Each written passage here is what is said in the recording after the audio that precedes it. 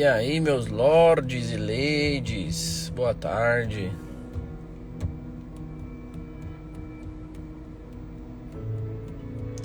Bora. Boa tarde, Liana. Tudo bem? Dona Sinésia. E aí? Vocês estão?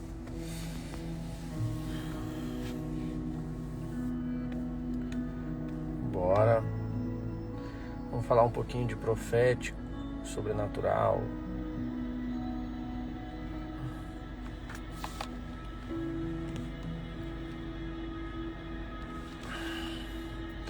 Cadê as perguntas dos seis? Nossa, essa noite eu tive alguns sonhos assim tão intensos. Eu passei muitas horas sonhando, muitas horas mesmo. Às vezes eu vejo que tem muita gente que quer se mover nisso, né? Tem treta, né?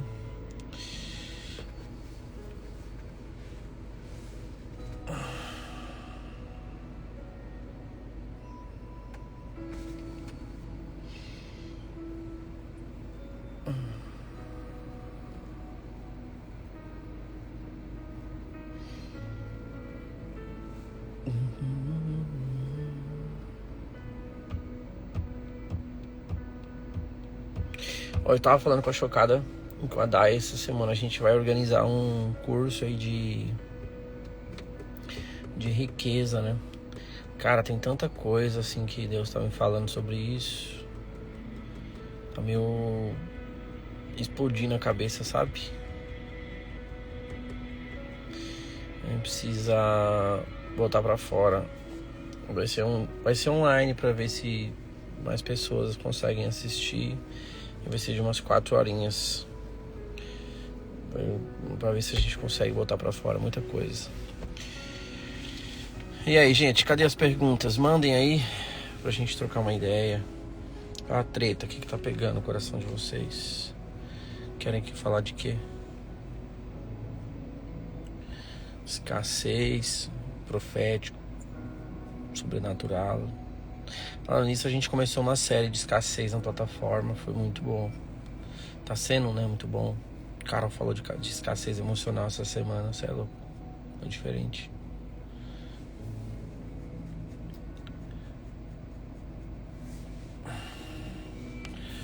Mandem as dúvidas. A gente responder. Tivemos o último Macho Burro agora recentemente. Falar um pouco de ansiedade legal. Ansiedade legal. É doido, gente, porque pensa, a Bíblia fala assim, ó, não andeis ansiosos por coisa alguma, né? Ela dá um conselho pra gente, né? Antes a gente tem as nossas orações e súplicas conhecidas diante de Deus. O conselho ali é que a gente não ande ansioso por saber dessa, vamos dizer assim, dessa mentalidade do descanso em Deus, né? Pense, se a gente sabe que Deus é supridor e a gente confia nesse suprimento, confia nesse suprimento dos céus, por que a gente ia ficar ansioso, né? É muito louco, né? Essa ansiedade tem a ver com essa ansiedade de verdade tem a ver com a ausência de fé, né?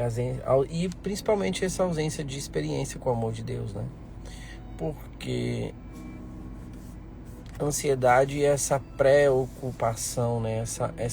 Esse colocar o coração e a mente em algo que nem aconteceu ainda, o que está para acontecer, né? Essa preocupação, né?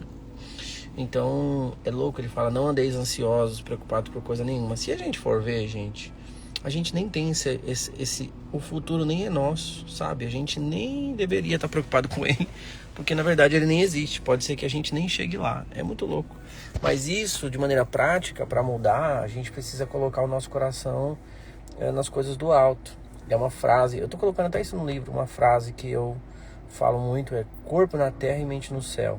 Se o seu coração, a sua mente não estiver em Deus, se você não estiver ali verdadeiramente descansando em Deus e propositalmente conectado ao seu coração lá, você vai estar cheio das preocupações desse mundo, né? E aí você começa a realmente se preocupar, porque as contas, as coisas não saem do jeito que você gostaria. E, no fundo, isso é incredulidade, né? É doido isso, né? Tem horas que tem sentimentos quando tô com um cliente, tipo, calafrio, já me tampo a garganta, o que faço? Então, Eliana, você precisa aprender a lidar com esses seus sentimentos, sabe? Você precisa aprender a lidar com isso, saber se é uma reação do Espírito Santo no seu corpo ou não, sabe? Pode ser que o Espírito Santo está te dando o sentimento dele. E aí você, de uma maneira bem básica, simples, pergunta, sabe? Olha, por acaso, né, vamos dizer que você está, sei lá, com medo. Olha, sentindo medo, senti isso aqui quando você entrou, faz algum sentido para você? E aí você começa a descrever para a pessoa aquele sentimento. Mas com calma, de uma maneira simples, sabe? Você vai falando com ela, conversando, fazendo perguntas, até você perceber. Pode ser que o Espírito Santo está te dando o sentimento daquela pessoa para você compartilhar com ela.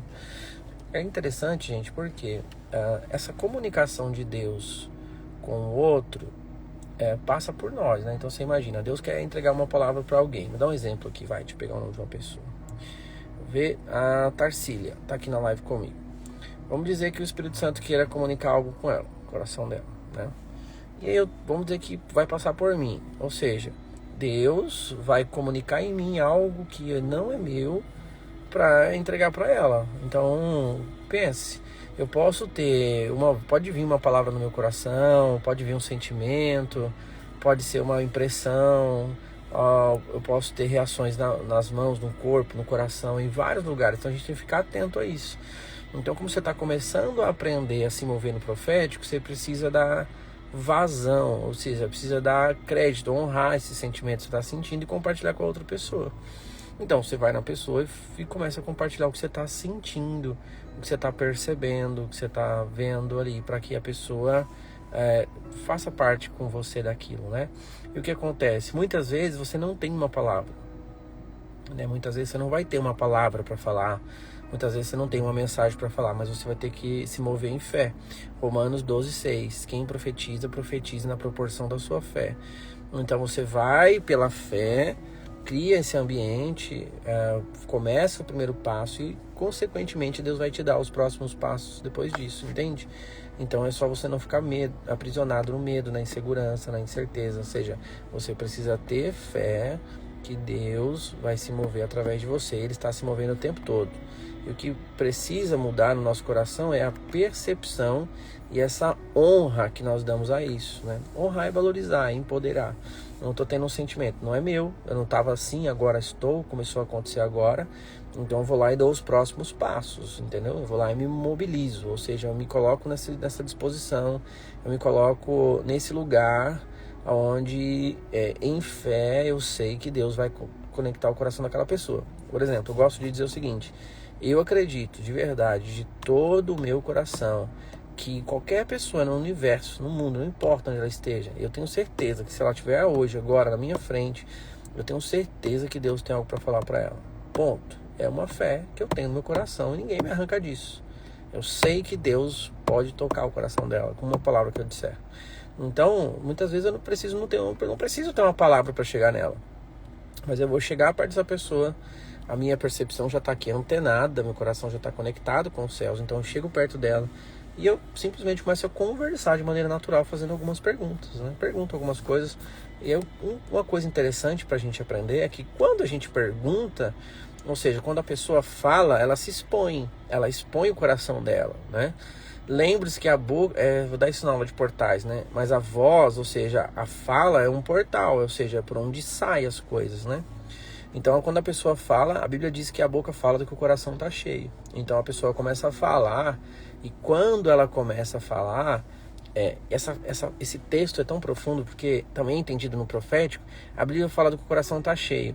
E não necessariamente a pessoa vai dizer o que tem no coração dela, mas as palavras dela são percebidas no espírito do que ela carrega no coração. Entendeu?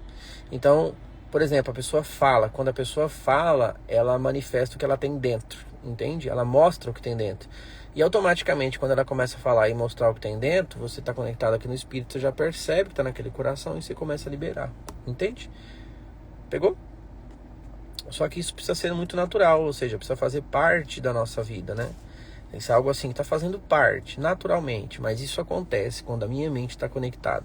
Exemplo, eu tô aqui agora no estacionamento do shopping, ó. Olha lá, tá vendo? Eu tô parado com o carro aqui no estacionamento do shopping. Tô aqui fazendo uma live com vocês, meu coração, minha mente tá aqui, ó, antenado, olhando tudo, entendeu? É incrível. Então assim, tô antenado do que tá rolando. Daí tá fazendo uma parada ali, eu tô esperando ela aqui no carro, mas eu nunca tô desconectado. 24 horas levando a vida normal assim, né? Alguém dizendo, por isso acredito que o ouvir o outro ajuda muito a discernir. Claro, gente. Aí é o portal, a pessoa fala, o que tem dentro dela transmite poder. A pessoa é transformada, lembre. A fé vem pelo ouvir, né? Então, quanto mais você ouve e a pessoa tem uma essência de Deus, mais você é tocado no coração, entende? E da mesma forma também assim acontece as feridas, as mágoas. Se o seu coração está vulnerável, a pessoa fala uma coisa, você pega no coração aqui, te entristece, entende? Aí uma frase que eu gosto de dizer na escola é que o morto não se ofende, né? Quando você está entregue, rendido e morreu para esse mundo, você não pode ser ofendido, né? Então é surreal, assim. A pessoa está falando, você fala, bom, o que Jesus falou sobre mim é tão suficiente que não cabe mais a opinião das outras pessoas, entende? Preencheu todo o meu vazio e me transformou para sempre. Fabi, tem que ser natural, sabe por quê? Eu falo o seguinte, um dos maiores desafios da nossa vida hoje, e eu acredito que essa seja um dos principais objetivos do diabo, é fazer com que a gente não seja nós mesmos, assim. Poucas pessoas nesse mundo que eu conheço que são elas mesmas, assim. Isso tem a ver com liberdade e identidade, assim. Deus chamou você para ser você. É loucura isso, né? Ué, mas por que Deus chamou para ser? Ué, se Deus fosse para você ser outra pessoa, ele tinha te feito outro. Mas ele fez você. Então Deus chamou você para ser exatamente como você é. Entende? O que precisa mudar é transformar o ego, ou seja, as coisas que são terrenas, a maldade e todas essas coisas malignas precisam sair. E é por isso que você morre para a carnalidade e vive no espírito. Então, uma vez que você é vivo no espírito, não significa que as suas vontades, emoções, você, pessoa, não morreu, mas morreu a parte de você pecaminosa, né?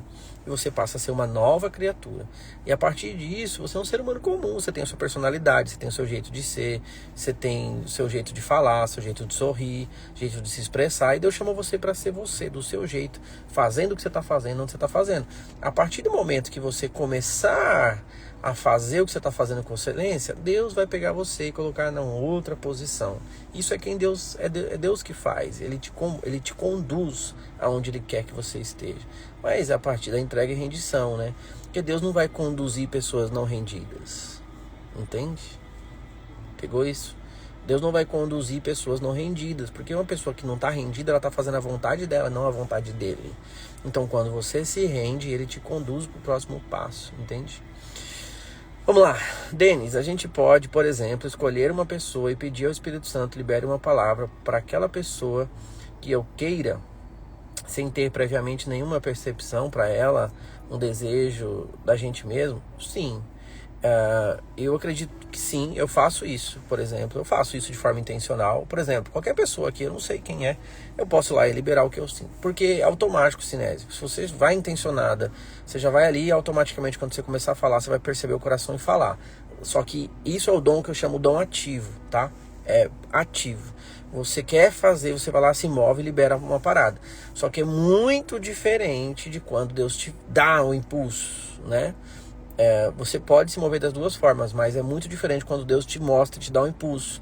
Por quê? Houve ali uma necessidade, uma oração, um movimento. Deus sabe o motivo daquilo, né? Mas quando você provoca, claro que você pode falar, faço isso o tempo todo, de forma ativa. Mas eu acho que é um tipo de coisa que você precisa fazer para aprender. Mas não é uma coisa que você tem que ficar fazendo o tempo todo, né? Porque pode virar o excesso. Você pode ir lá para o outro lado, achar que a sua vida é sobre isso e ficar só fazendo isso, né? Eu acho que O que eu vivo? Eu vivo a rendição. Eu vivo a rendição. Eu e a Daiane decidimos ser pessoas rendidas. Então a gente se rendeu. E quando você se rende, você fica mais leve, entende? Você fica ali, só que você se põe à disposição.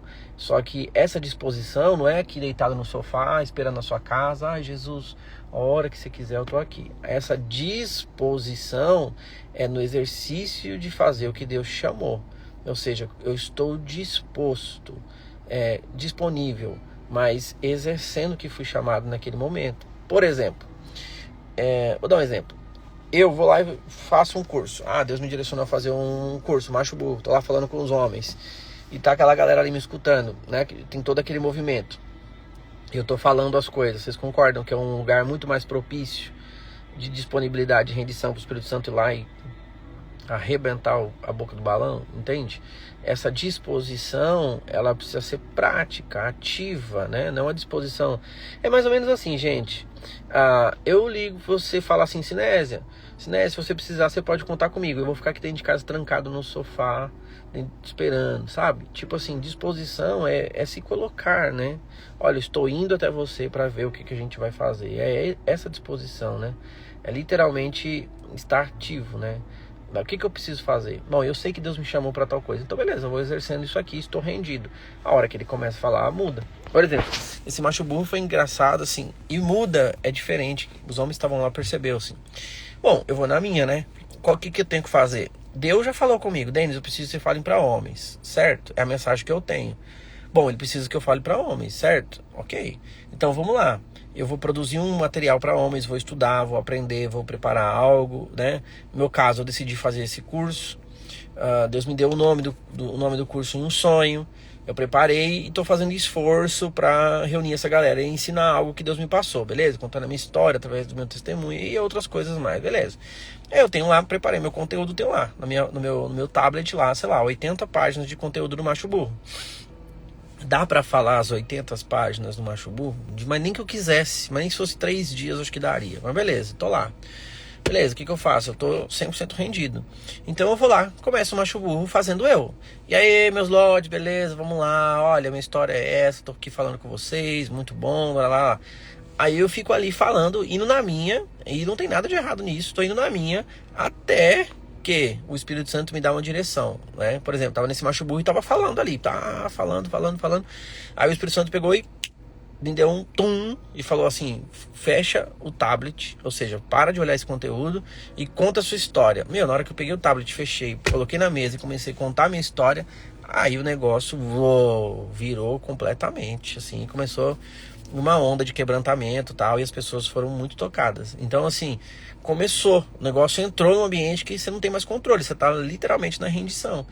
E aí ele falou, ensina sobre riqueza. E eu já tinha revelações e muita coisa anotada de riqueza, mas não estava ali naquele conteúdo. Só que estava aqui, na minha cabeça. Então eu comecei a ensinar sobre riqueza. Passei 2 horas falando de riqueza. Eu nem falo de riqueza no Macho Burro. Entende o que eu quero dizer? Então é nesse lugar de experiência, de entrega, de rendição, que você vai experimentar as coisas mais loucas, assim, mais sobrenaturais. E você vai ver Deus fazendo coisas que você nem fala, cara, como pode, né? E esse lugar de leveza, de simplicidade, de clareza, de transparência, né? Que é onde ele vai. Então, assim, eu quero que Deus... meu sonho, meu desejo é que Deus faça algo através de mim. Se coloca num lugar de disponibilidade. Então, a primeira coisa, Deus, eu falo sobre o quê? Deus me chamou para quê? O que eu quero fazer, né? No nosso curso, inclusive, do Destravando Gigantes, a gente falou muito disso, de como descobrir chamado, essas coisas todas, né? Então, pensa... o que é o chamado na prática, assim, hoje, é fazer o que você está fazendo agora com excelência. Então, assim, o que eu sou hoje? Que posição eu estou? Eu estou mãe, hoje a minha posição é ser mãe. Cara, você tem que ser uma mãe que expressa Jesus, entende? É isso, e não diminuir isso, porque quem mede o tamanho da grandeza do que você faz não é você. Quem mede a grandeza do tamanho das coisas que você faz é Deus, entende?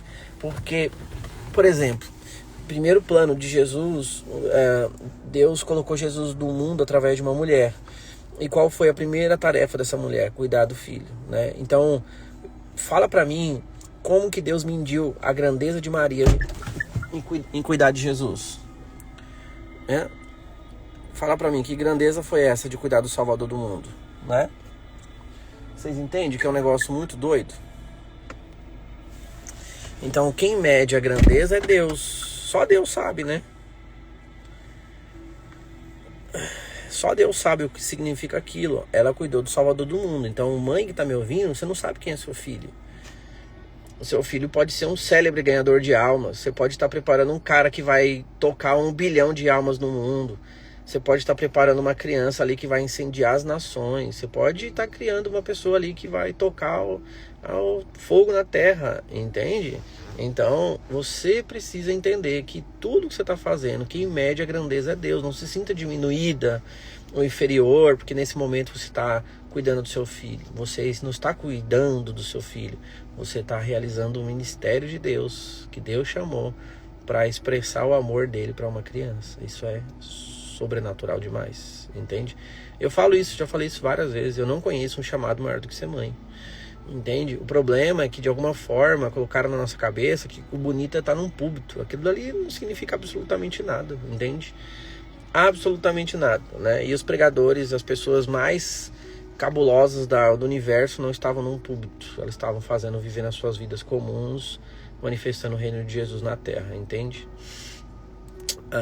Sou mãe expressa Jesus, é inexplicável. Expressar esse amor, vejo o Senhor todo dia em cada detalhe. Gente, é surreal. Então entendam isso como um chamado, como algo que Deus te deu o grande privilégio de poder cuidar de um filho dele, ok? Se pega uma criança, não tem algo mais que expressa Deus que isso. É uma pureza, uma simplicidade, é singelo, é belo, comunica demais assim o coração de Deus, né? Então é inexplicável, entende? E é isso, né? Então você está fazendo com excelência isso, beleza? E daqui a pouco Deus te põe numa outra posição, te chama para você ensinar outras mães, te chama para você falar sobre criação de filhos, te chama para expressar o poder dele sobre cuidado, e assim vai, gente. O problema é que a gente precisa desconfigurar da nossa cabeça esse universo eclesiástico, sabe? Isso não tem nada a ver, assim. Não é sobre isso, né? Uma coisa é, Deus pode chamar alguém. Por exemplo, eu tenho um chamado ministerial, ok? Deus me chamou para ensinar as pessoas, para falar de Jesus. Ok, é um chamado, e daí? Tipo assim, é isso. Eu não tenho, entre aspas, né, quero dizer, eu não tenho escolha. Não adianta eu querer ser pintor. Deus não me chamou para isso, sabe? Não adianta eu querer ser só empresário. Deus não me chamou para isso, sabe? A minha glória, ou seja, a minha graça é fazer o que Ele me chamou para fazer. Então é isso, né? Antigamente eu me sentia um pouco inútil por não trabalhar. Hoje vejo como um privilégio cuidar dos filhos. É claro que é, gente. É claro que é. É maravilhoso, assim. E a gente se sente diminuída mesmo, porque a gente fica comparando, né? E aí eu falo que essas comparações são demoníacas, assim. Olha, de verdade, eu estava falando com a Day ontem.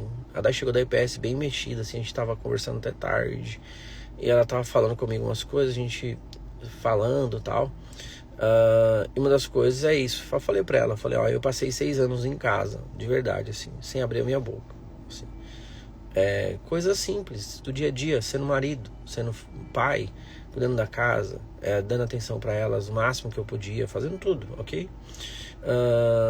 E assim, eu tive que passar por uma desconstrução muito grande, porque na minha cabeça o chamado era maior do que a minha própria vida. Isso não existe, não é bíblico e na verdade é demoníaco, assim. Porque você coloca o que você faz acima de quem você é. E um dom ministerial é sobre a pessoa, não é sobre a tarefa dessa pessoa, né? De novo, para ser filho dos nossos pais, a gente não precisa fazer nada, entende? Você já é filho, você já expressa isso sendo quem você é. E por isso eu estou dizendo que o maior desafio da vida é ser quem você é, porque o mundo todo está brigando para você não ser quem você é. E você precisa ser você, entende? Naturalmente sendo você. E Deus vai se expressar através disso, né? E vai vir o tempo todo gente falando, muda, olha o jeito que você fala não é legal, olha o seu cabelo não é bom, olha o seu corpo, o nariz, a cabeça, o olho, olha, não faz desse jeito, você tá falando assim, você tá falando, olha. Então, assim, essas vozes, elas precisam ser silenciadas, né?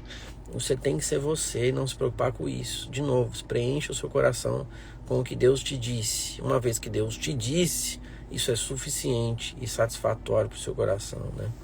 Então é insano, assim, o dom ministerial tem a ver com você, com a pessoa, né? Então ele me chamou para isso, né? Eu estava falando, né? Nós passamos 6 anos, a minha desconstrução foi entender que cuidar da minha família não era diminuir o que eu era, né? Então eu falava, nossa, eu estou só cuidando da minha família. Eu falava isso era um pecado terrível, porque não existe nenhum ministério maior do que a família, né? A família é o maior ministério que um homem pode ter, que um ser humano pode ter, né? Então eu ficava assim, nossa, eu preciso fazer mais coisas. Aí eu tive uma experiência com Jesus que eu tive que entregar tudo isso, né? E colocar a família no lugar dela, né? De prioridade, de destino, né? E foi incrível, assim, foi uma transformação absurda. Eu falei para ela quando ela chegou, eu falei, Dai, de verdade, assim, no meu coração, falei, Deus conhece meu coração, eu não tenho nenhuma aspiração maior do que cuidar de vocês, né? Minha maior aspiração é cuidar de você e da Mari, é isso. Se eu morrer cuidando de vocês duas, eu vou falar igual o Paulo, eu galguei a minha verdadeira carreira, guardei a fé, né? Combati o bom combate, tá tudo bem pra mim, né? Deus sabe do meu coração. Eu não tenho nenhuma outra aspiração além disso. Todas as outras coisas são uma consequência natural, assim. Ele tem levado a gente para fazer outras coisas, mas ele conhece o meu coração. Por mim mesmo, nem faria. Ele desconstruiu a tal ponto que eu me sinto muito bem o suficiente e muito bem preenchido cuidando delas. Pra mim tá ótimo, entende? Então é isso. Quando a gente entende e tem essa experiência de que realmente sermos quem somos, acordar, dormir, sentar na mesa para tomar um café, olhar no olho da sua esposa ou marido, observar os seus filhos e a gente desfrutar disso como um presente genuíno dos céus é maravilhoso, assim, não tem outra coisa. O resto é detalhe. Aí Deus te move a fazer, né? Então Deus foi comunicando com a gente, ó, faça isso, fala para homens, olha, fala de profético, ensina as pessoas. Mas tudo isso precisa ser um resultado daquilo que eu sou e daquilo que eu tenho como privilégio de servir a minha casa, entende? O resto todo, fora disso, é atividade, hiperatividade, tarefas e tarefas e tarefas vazias e sem fundamento, entende? Então, bom ouvir isso, muitas vezes me sinto diminuída por ter parado tudo para cuidar do meu pai. Pois é. Uma coisa que é importante também, gente, Raquel, vou dar um código para vocês. Outra coisa é que você precisa ter certeza do que você está fazendo, se é coisas que Deus te pediu.